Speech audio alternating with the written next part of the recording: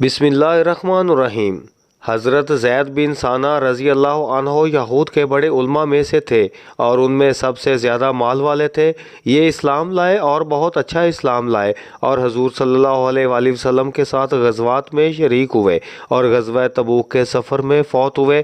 حضرت عبداللہ بن سلام نقل کرتے ہیں کہ زید بن سعد رضی اللہ عنہ نے کہا کہ میں نے جب حضور صلی اللہ علیہ وآلہ وسلم کو ایک نظر دیکھا تو تمام نبوت کی نشانیاں پہچان گیا، مگر دو نشانیاں معلوم نہ ہو سکی۔ ایک ان کا حلم ان کے غصے پر سبقت کر جاتا ہے، دوسرا کسی نادان کی سختی پر آپ کا حلم بڑھتا ہے۔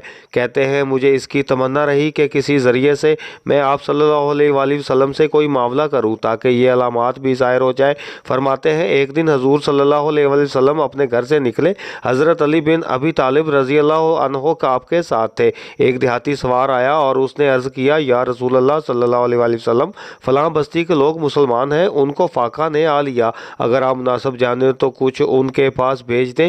حضور صلی اللہ علیہ وآلہ وسلم نے فرمایا میں ضرور ایسا کرتا، لیکن میرے پاس اس وقت کچھ نہیں۔ حضرت زید بن ثانہ رضی اللہ عنہ کہتے ہیں یہ سن کر میں حضور صلی اللہ علیہ وآلہ وسلم کے قریب ہو گیا اور میں نے کہا اے محمد صلی اللہ علیہ وآلہ وسلم، اگر آپ صلی اللہ علیہ وآلہ وسلم چاہیں تو مجھ سے ابھی رقم لے لیں اور 2 ماہ بعد اس کا بدلہ میں کھجوریں دے دیں۔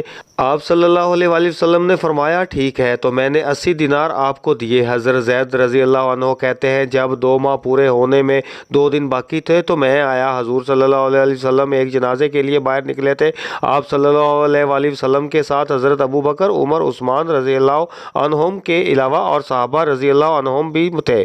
میں نے آپ صلی اللہ علیہ وآلہ وسلم کی قمیض اور چادر کو پکڑ لیا اور میں نے غصہ کی حالت میں آپ کو دیکھا اور کہا اے محمد صلی اللہ علیہ وآلہ وسلم میرا حق ادا کرو، اللہ کی قسم تم قریش بڑے وعدہ خلاف ہو اور قرض ادا کرنے میں ٹال مٹول کرتے ہو۔ اس طرح کی میں نے 2-4 باتیں اور کی۔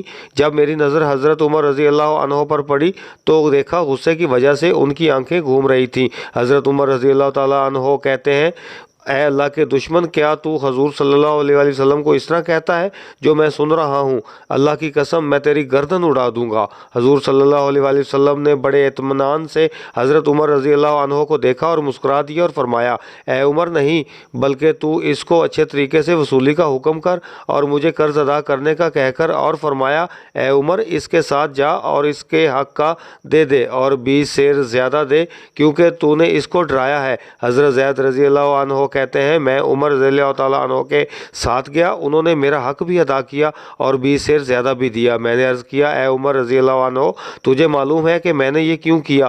اس لیے کہ آپ صلی اللہ علیہ وسلم کی تمام صفات پہچان چکا تھا، صرف یہ علامت باقی تھی، وہ بھی میں نے پہچان لی۔ تو گواہ ہو جا کہ میں آپ صلی اللہ علیہ وسلم پر ایمان لایا۔